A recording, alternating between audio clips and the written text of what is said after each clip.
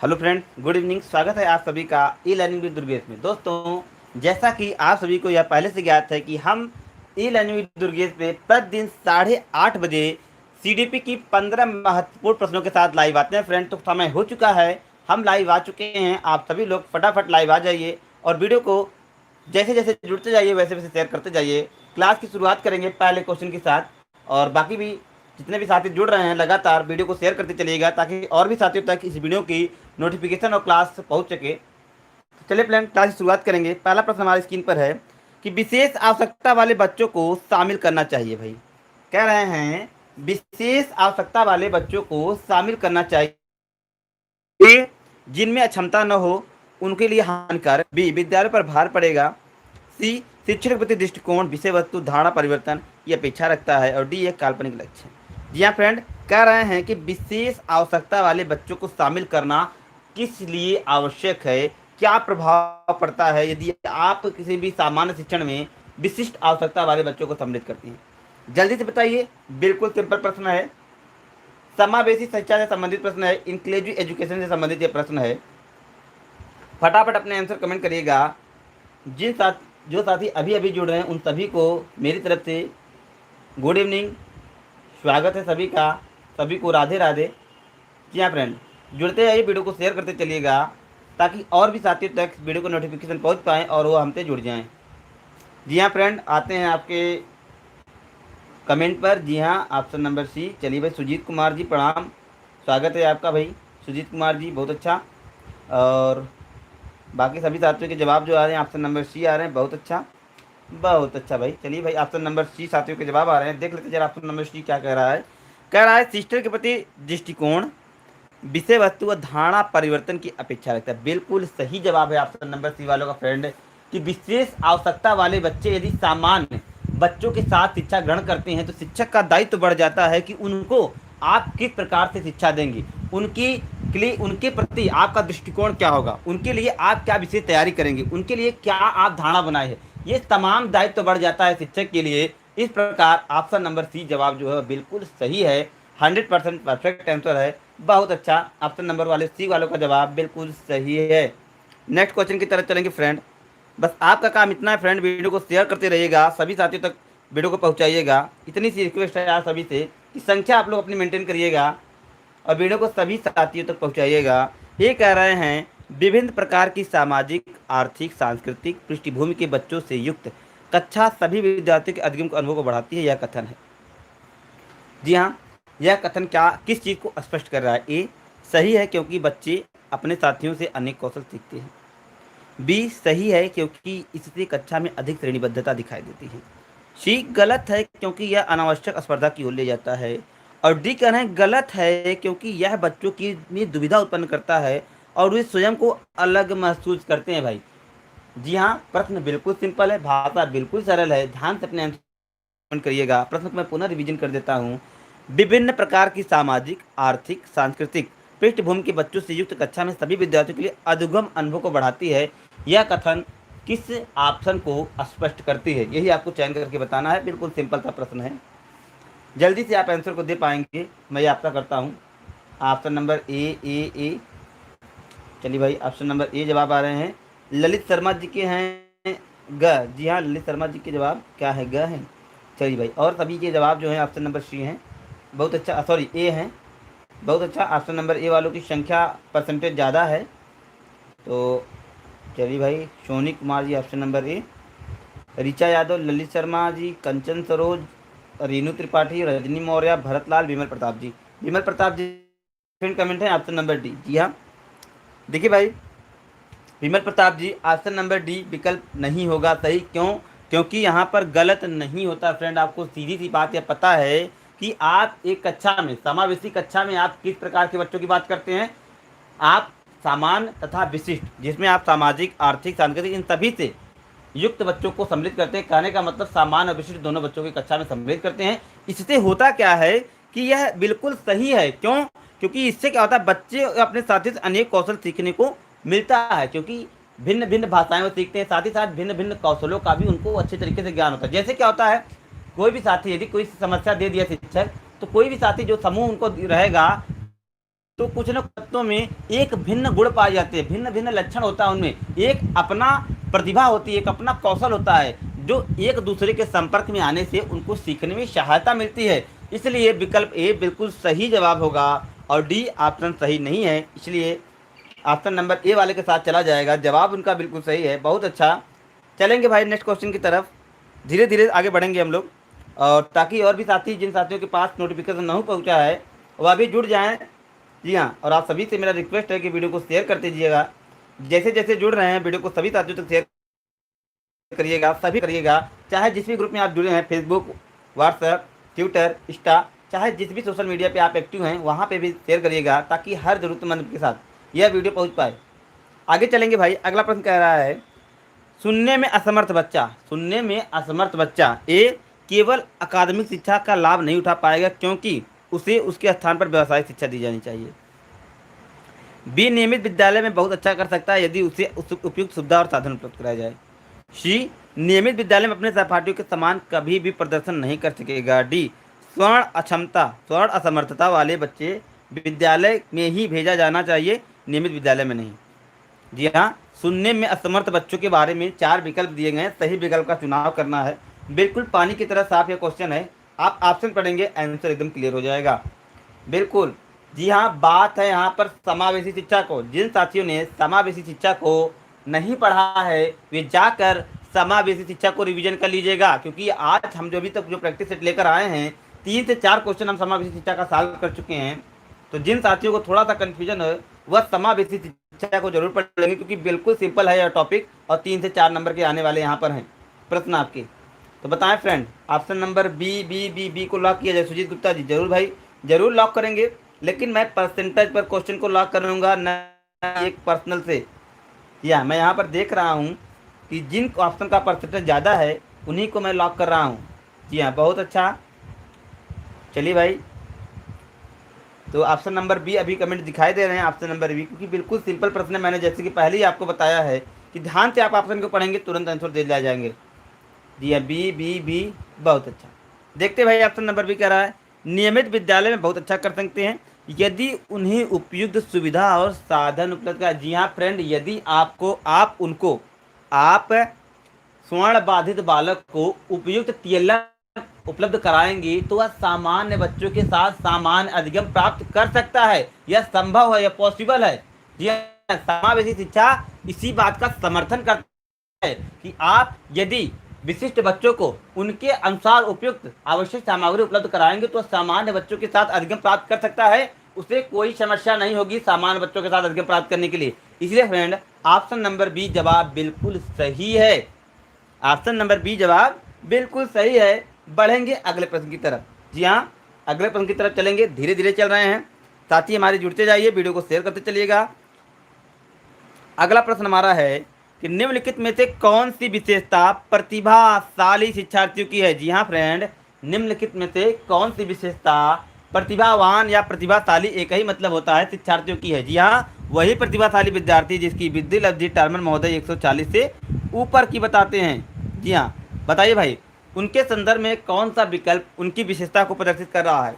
ए, यदि कक्षा की गतिविधियां अधिक चुनौतीपूर्ण नहीं होती है तो वह प्रेरित अनुभव महसूस करता है और उब जाता है। बी, वह बहुत ही तुनक मिजाज का होता है। सी, वह रस्मी व्यवहार करता है जैसे हाथ थपथपाना, डोलना। डी, वह आक्रामक तथा कुंठित हो जाता है, वह आक्रामक तथा कुंठित हो जाता है। जल्दी से अपने आंसर कमेंट करिएगा, क्योंकि यह भी प्रश्न बिल्कुल आपके बोध क्षमता पर आधारित है। जरा सा भी कठिन प्रश्न नहीं है कि आपको आंसर देने में समस्या हो, क्योंकि भाषा बिल्कुल सरल है और ऑप्शन भी बिल्कुल सिंपल है। तो जल्दी से अपने कमेंट बॉक्स में टाइप कर दीजिए क्या होगा इसका सही जवाब, फटाफट बताएं।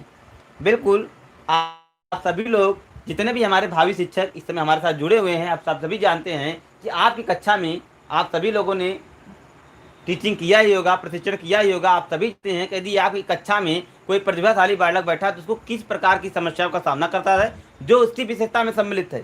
बस अपने विवेक का प्रयोग करिए, आंसर को टाइप कर दीजिएगा, बिल्कुल समस्या नहीं होनी चाहिए। मैं देख पा रहा हूँ ऑप्शन नंबर ए की कमेंट का परसेंटेज काफ़ी ज़्यादा है। ए अभी तक जो आंसर भी आ रहे हैं ऑप्शन नंबर ए आ रहे हैं। देख लेते हैं भाई ऑप्शन नंबर ए वाले को जवाब। कह रहा यदि कक्षा की गतिविधियां अनेक चुनौतीपूर्ण नहीं होगी तो वे कम प्रेरित अनुभव करेंगे और ऊब जाते हैं। भाई बिल्कुल सही जवाब है, बिल्कुल सही जवाब है भाई। यदि आप प्रतिदिन बच्चों को जोड़ ही सिखाएंगे, प्रतिदिन बच्चों को जोड़ ही सिखाएंगे तो जो प्रतिभाशाली बच्चा रहेगा वह कक्षा में उबन महसूस करेगा। वह क्या करेगा, वो क्योंकि क्या है, जो गतिविधियां प्रदर्शित कर रहे हैं वो चुनौतीपूर्ण नहीं है। प्रतिभाशाली बच्चा उसको पहले ही सीख चुका है, वह कुछ अलग सीखना चाहता है, वह कुछ नया सीखना चाहता है। लेकिन बार बार जब आप एक ही चीज सिखाएंगे तो कक्षा में उब जाता है और वह क्या होता है, उसका जो मोटिवेशन है वह भी कम होने लगता है और वह कक्षा में उबन महसूस करता है, बंधन महसूस करता है। यही समस्या का सामना करना पड़ता है प्रतिभाशाली विद्यार्थियों को। इसलिए जवाब ए वाला बिल्कुल सही है और लगभग सारे साथियों ने जवाब बिल्कुल सही कमेंट किया है। बहुत बेहतर फ्रेंड, बस इसी तरीके से अकॉर्डिंग टू क्वेश्चन अपने आंसर कमेंट करिएगा। बहुत अच्छा लग रहा है ये देखकर, जवाब आपके बिल्कुल सही आ रहे हैं, बिल्कुल सही डायरेक्शन में आपकी प्रिपरेशन चल रही है। नेक्स्ट क्वेश्चन की तरफ चलेंगे भाई। अगला है, एक शिक्षिका अपनी प्राथमिक कक्षा में प्रभावी अधिगम को बढ़ा सकती हैं, किस प्रकार से भाई। एक मैडम है, वह अपनी प्राथमिक कक्षा में अपने अधिगम को प्रभावी बना सकती हैं, किस प्रकार। ए, ड्रिल और अभ्यास के द्वारा। बी, अपने विद्यार्थियों में प्रतियोगिता को प्रोत्साहन कर देकर। सी, विषय वस्तु को छोटे विद्यार्थियों के जीवन से साथ संबंधित करके। और डी, अधिगम में छोटी छोटी उपलब्धियों के लिए पुरस्कार देकर। बिल्कुल सिंपल प्रश्न है, आज बड़े सिंपल प्रश्न आपकी स्क्रीन पर आ रहे हैं। आपको जरा सा भी समस्या नहीं होना चाहिए इनके आंसर देने में। बिल्कुल बिल्कुल सामान्य स्तर के ये प्रश्न हैं। मैं चाहूँगा सभी लोगों के जवाब बिल्कुल सही आने चाहिए। और आपकी संख्या फ्रेंड काफ़ी कम है, काफ़ी निराशाजनक संख्या आप सभी लोगों की, क्योंकि वीडियो को शेयर नहीं कर पा रहे हैं आप लोग, या वीडियो को कोई प्रॉब्लम है, क्योंकि संख्या आपकी काफ़ी निराशाजनक है।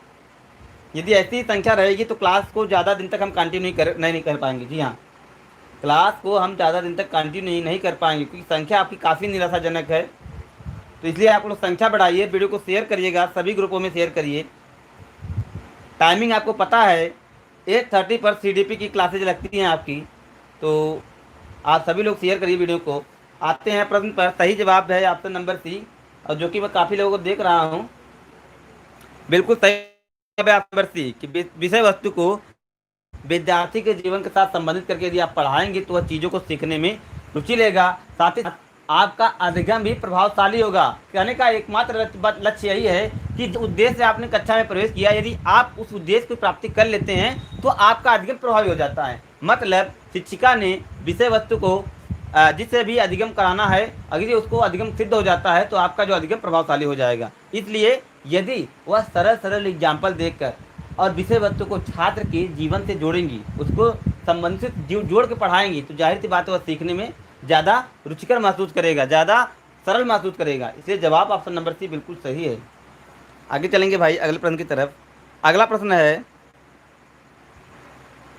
प्राथमिक विद्यालय के बच्चे उस वातावरण में सबसे प्रभावशाली ढंग से सीखेंगे। प्राथमिक विद्यालय के बच्चे उस वातावरण में सबसे प्रभावशाली ढंग से सीखेंगे। ए, जहाँ शिक्षक एकाधिकार है और स्पष्ट आदेश देता है कि यह क्या किया जाना चाहिए।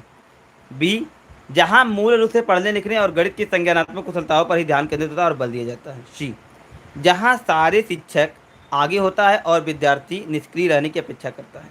डी, जहाँ उनकी संवेगात्मक आवश्यकताओं की पूर्ति हो और वह अनुभव कर सकते हुए महत्वपूर्ण।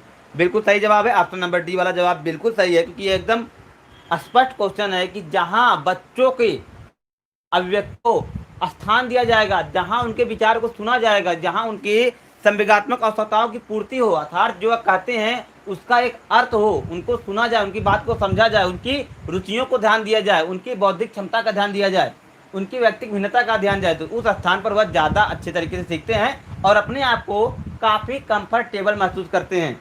इसलिए जवाब ऑप्शन नंबर डी बिल्कुल सही है। तो आगे बढ़ेंगे, option number D the right answer. Next question की तरफ चलेंगे फ्रेंड। अगला प्रश्न है हमारा, चलिए भाई, कि मैं बार बार आपसे कहता हूँ, पुनः कह रहा हूँ कि ई लर्निंग विद दुर्गेश की तरफ से आपको यश टेट लेखपाल के लिए महा बचत के साथ ऑनलाइन क्लासेज यहाँ पर हम प्रारंभ कर रहे हैं। तो जी हाँ, ऑनलाइन क्लासेज आप यहाँ पर प्रारंभ कर रहे हैं। सी टेट की जो क्लासेज है उसकी फीस में 50% का छूट है, जबकि लेखपाल की क्लासेज में 80% की भारी छूट हम लेकर आए हैं। यदि आप उस क्लास से जुड़ना चाहते हैं तो नीचे दिए गए नंबरों पर आप कॉन्टैक्ट कर सारी जानकारी आप आसानी से वहाँ से प्राप्त कर सकते हैं। हमारी संस्था के द्वारा इन क्लासेज में आपको video courses, test series, live classes तथा पीडीएफ नोट्स प्रोवाइड किया जाएंगे। उत्तर प्रदेश की एकमात्र संस्था है जो इतने कम पैसे में आपके लिए, इतनी भारी छूट में आपके लिए क्लासेस लेकर आता है। तो आप जुड़िएगा और सभी साथियों को बताइएगा कि ई लर्निंग विद दुर्गेश में इस समय महा बचत ऑफर चल रहा है। तो स्वयं जुड़िएगा और सभी साथियों तक यह सूचना जरूर पहुंचाइएगा। यहाँ आगे चलेंगे फ्रेंड अगले प्रश्न की तरफ। अगला प्रश्न है, एक बच्चा खिड़की के सामने एक कौवे को उड़ता हुआ देखता है और कहता है एक पक्षी। इससे बच्चे के विचार में क्या पता चलता है? ए, बच्चे की स्मृतियां में पहले से भंडारित हैं होती हैं। बी, बच्चे में पक्षी प्रत्यय विकसित हो चुका है। सी, बच्चे अपने अनुभव को बताने के लिए भाषा के कुछ उपकरणों का विकास कर लिया है। बताइए भाई, वह बच्चे में किस प्रकार का विवेक उत्पन्न हुआ है? बच्चे में किस प्रकार का विवेक उत्पन्न हुआ है? चलिए सुजीत गुप्ता जी बैकग्राउंड से हुआ है सारा। चलिए भाई देख लेते हैं सुजीत गुप्ता जी क्या प्रॉब्लम है फिलहाल। बाकी आप लोग कंटिन्यू करिए, आंसर कमेंट करिए भाई। प्रश्न के लिए सही जवाब क्या होंगे जल्दी से बताइए। और आप सभी लोग अपनी संख्या बढ़ाइए भाई फ्रेंड, काफ़ी निराशाजनक संख्या आपकी। क्या रीजन है? वीडियो आप सभी लोग तो नहीं पहुंच पा रहा है, नोटिफिकेशन नहीं पहुंच पा रहे हैं, क्या रीजन है? चलिए पढ़ेंगे भाई प्रश्न की तरफ, देखेंगे जवाब आपका option number B B B B B B जवाब ज़्यादा आ रहे हैं भाई बी। चलिए भाई देख लेते हैं option number B. Option number B करा A B C, option number करा ए बी सी, मतलब तीनों कथन बिल्कुल सही हैं। देख लेते हैं कथन को भाई। ए कह रहा है बच्चे की स्मृतियां में पहले से भंडारित होती हैं। बी, बच्चे पक्षी प्रत्यय विकसित हो चुका है। सी, बच्चे अपने अनुभव को बताने के लिए भाषा के कुछ उपकरणों का विकास कर लिया। बिल्कुल सही जवाब है। ये तीनों चीज़ें स्पष्ट रूप से मिलती हैं तभी वह बच्चा किसी भी विषय वस्तु के बारे में, किसी भी प्रतिबिंब के बारे में स्पष्ट जानकारी वो दे सकता है। इसलिए जवाब बिल्कुल सही, option number B, B is the right answer. Next question देखते हैं फ्रेंड। अगला प्रश्न है, चलिए कह रहे हैं कि कोई शिक्षिका अपने विद्यार्थियों को ऐसा कह दे कि उन्हें भीतरी प्रेरणा के साथ कार्य करने को प्रोत्साहित कर सके, तो तुम उसके जैसे नहीं कर सकते। देखो उसने इसे एकदम ठीक कर दिया है। बी, काम जल्दी पूरा करो तुम्हें एक टॉफी मिलेगी। सी, इसे करने की कोशिश करो तुम सीख जाओगे। पहले कार्य समाप्त करो, कर प्रेरित करने से कार्य करने वाला व्यक्ति बाहरी प्रेरणा के रूप में कार्य करता है। सी, चलो इसे उससे करने से पहले समाप्त कर लो। भाई किस प्रकार का जो सेंटेंस है आपका, कौन सा विकल्प आपको छात्र को प्रेरित करने के लिए संबंधित है, उसी का चयन आपको करना है। कौन सा विकल्प यहाँ पर अच्छे तरीके से छात्रा के दिए गए कथन को प्रेरित कर रहा है? जी हाँ, वह आंतरिक मोटिवेशन की बात कर रहे हैं। तो कौन सा कथन यहाँ पर छात्रों को आंतरिक रूप से मोटिवेशन कर रहा है, मोटिवेट कर रहा है? जल्दी से बताइए। चलिए भाई ऑप्शन नंबर सी सी सी सी सी सी। चलिए भाई सी जवाब बिल्कुल सही आ रहे हैं, देख रहे हैं बिल्कुल ऑप्शन नंबर सी वाला जवाब बिल्कुल सही है। इसे करने की कोशिश करो।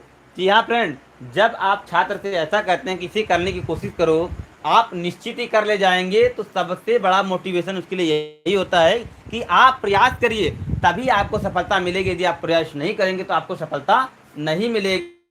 छात्रों के लिए सबसे ज़्यादा मोटिवेशन यही होता है। इसलिए जवाब बिल्कुल सही है, ऑप्शन नंबर सी। और सभी साथियों ने हमारे ऑप्शन नंबर सी कमेंट किया, बहुत बेहतर। जी हाँ बिल्कुल, ऑप्शन नंबर सी जवाब बिल्कुल सही है। नेक्स्ट क्वेश्चन की तरफ चलेंगे फ्रेंड। अगला प्रश्न है, कोई शिक्षिका अपने विद्यार्थियों को अध्ययन करने हेतु आंतरिक रूप से प्रेरित करने के लिए कैसे प्रोत्साहित कर सकती है? ए, प्रतियोगितात्मक परीक्षण करा के, प्रतियोगितात्मक परीक्षण से। बी, व्यक्तिगत लक्ष्य निर्धारित करने और उन्हें निपुणता पाने में मदद देकर। सी, साफ साफ दिखाई देने वाला इनाम देकर जैसे टॉफी। उन्हें चिंता और डर पैदा करके। भाई किस प्रकार से आंतरिक रूप से वो मोटिवेशन कर सकती हैं अपने विद्यार्थियों को, अपने छात्रों को? जल्दी से बताइए भाई। अभी थोड़ी देर पहले इससे रिलेटेड प्रश्नों को आपने हल किया है।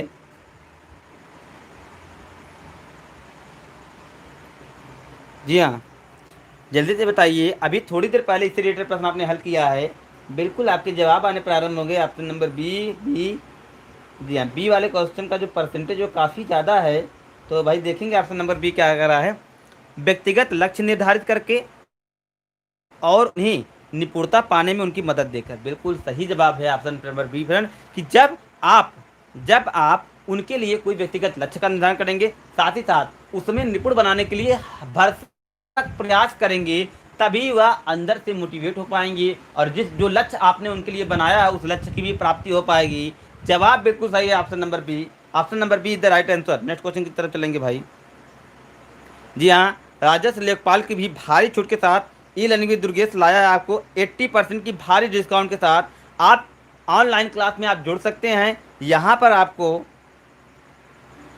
व्यवस्थित टीचरों के द्वारा, एकदम कुशल शिक्षकों के द्वारा वीडियो लेक्चर प्रोवाइड किया जाएगा, टेस्ट सीरीज तथा लाइव क्लासेज, और साथ ही साथ पीडीएफ नोट्स भी आपको दिए जाएंगे। यदि जो भी यहाँ पर हमारे छात्र जुड़ना चाहते हैं वो नीचे दिए गए नंबरों पर आप जुड़कर कॉल करके समस्त जानकारी आप प्राप्त कर सकते हैं। चाहे आप यस स्टेट में एडमिशन लेना चाहते हैं, चाहे आप लेखपाल में एडमिशन लेना चाहते हैं, समस्त क्लासेज के लिए आप इन दिए गए नंबरों पर कॉल करके सारी जानकारी आप प्राप्त कर सकते हैं। और ई लर्निंग विद दुर्गेश में आपका मोस्ट वेलकम है। यदि आप जुड़ते हैं तो मोस्ट वेलकम है। सभी को बताइएगा कि ई लर्निंग विद दुर्गेश इस समय महा बचत चल रहा है, तो सभी लोग जुड़िएगा। आगे बढ़ते हैं भाई अगले प्रश्न की तरफ। अगला प्रश्न कह रहा है,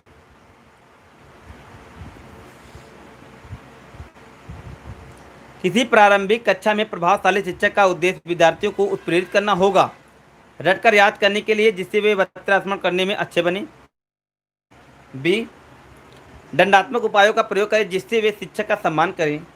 सी, ऐसे काम करने के लिए जिससे परीक्षा के अंत में अच्छे अंक पा सकें। डी, सीखने के लिए जिससे वे जिज्ञासु बन सकें और सीखने के लिए सीखना पसंद करें। जी हाँ, बताइए भाई, किसी प्राथमिक कक्षा में प्रभावशाली शिक्षक का उद्देश्य विद्यार्थियों को उत्प्रेरित करना होगा, किस माध्यम से, किस प्रकार से? ऑप्शन के हिसाब से अपने आंसर कमेंट करने हैं।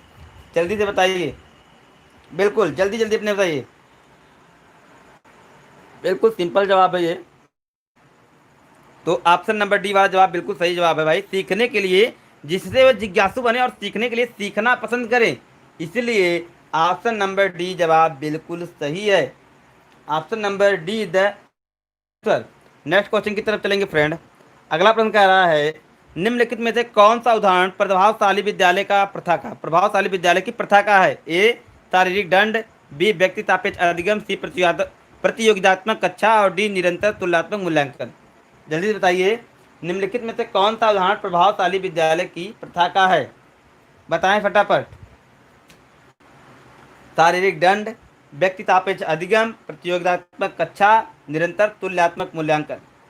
जी हाँ, तो जल्दी से आंसर कमेंट करिएगा, तो फटाफट बताएं। डी मिथिलेश कुमार जी का है ऑप्शन नंबर डी।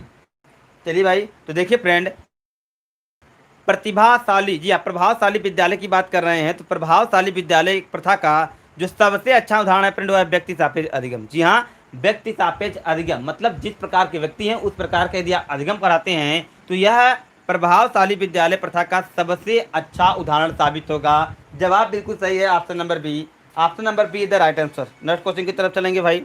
अगला प्रश्न कह रहा है, किसी प्रगतिशील कक्षा की व्यवस्था में शिक्षक एक ऐसे वातावरण को उपलब्ध कराकर अधिगम को सुगम बनाता है जो नियामक है, समावेशन को हतोत्साहित करता है, आवृत्ति को बढ़ाता है, खोज को प्रोत्साहित करता है। भाई देखिए, प्रतिभाशाली विद्यार्थी की बात कर रहे हैं, प्रगतिशील कक्षा की बात कर रहे हैं। प्रगतिशील कक्षा का तात्पर्य होता है बच्चों को सक्रिय बनाना, बच्चों को खोजबीन करने के लिए प्रेरित करना। जी हाँ, प्रोग्रेसिव एजुकेशन क्रियाकलाप पर ज़्यादा जोर देता है, बच्चों को करके सीखने पर ज़्यादा जोर देता है। जी हाँ, इसलिए जवाब बिल्कुल सही है, option number D the right answer, कि खोज को प्रोत्साहन देकर प्रगतिशील शिक्षा के लक्ष्यों को प्राप्त किया जा सकता है। Option number D the right answer, D जवाब बिल्कुल सही है। आगे चलेंगे भाई अगले प्रश्न की तरफ। केवीएस पीआरटी की क्लासेस भाई हमारे संस्था की तरफ से प्रारंभ हो गई हैं। यदि जिन साथियों को केवीएस पीआरटी में अब की ऑनलाइन बैच में ज्वाइन होना है तो आप दिए गए नंबर पर कांटेक्ट करके, जैसे 6306344367, इन नंबर पे आप जुड़ करके, और दूसरा नंबर हमारा 7355179012, इस नंबर पे आप कांटेक्ट कर केवीएस पीआरटी क्लास की समस्त जानकारी आप ले सकते हैं। 50% की भारी छूट चल रही है केवीएस पीआरटी के लिए क्लासेज में भी। जी हाँ, यहाँ पर भी आपको video lecture, live classes, PDF notes की सारी जानकारी आपको यहाँ पर मिल जाएगी और सारी चीज़ें आपको, सारे कंटेंट आपको बिल्कुल सिलेबस से मिलेंगी। जो केवी सिलेबस है उसी के अकॉर्डिंग आपको कक्षाएं मिलेंगी। तो आप जुड़ सकते हैं और सभी को सूचना दे सकते हैं कि ई लर्निंग विद दुर्गेश में इन तीनों बैचेज की KVS PRT, एस्टेट और लेखपाल की क्लासेज की भारी छूट के साथ एडमिशन हो रहा है। तो आप जुड़ना चाहें तो जुड़ सकते हैं। आगे भाई अगला प्रश्न कह रहा है,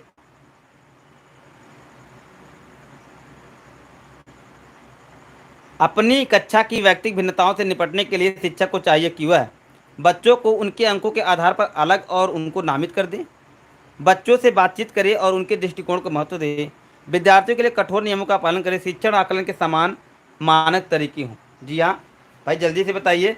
यहाँ पर बात कर रहे हैं व्यक्तिगत भिन्नताओं से निपटने की बात कर रहे हैं। जी हाँ, व्यक्तिगत भिन्नताओं से निपटने की बात कर रहे हैं भाई। व्यक्तिगत भिन्नताओं से तभी निपटा जा सकता है जब आप बच्चों से बातचीत करें, उनके भिन्नताओं का जानने का प्रयास करें, उनकी व्यक्तिगत भिन्नताएं क्या है, क्या क्या भिन्नताएं उनमें देखने को मिलती हैं। जब आप उनसे बातचीत करेंगे, साथ ही साथ उनके विचारों को महत्व देंगे, तभी आप इस समस्या से निपट सकते हैं और जिस लक्ष्य से आपने कक्षा में प्रवेश किया उस लक्ष्य को आप प्राप्त करते हैं। जवाब इसलिए बी सही है, बिल्कुल सही आंसर है ऑप्शन नंबर बी। आगे बढ़ेंगे अगले प्रश्न की तरफ।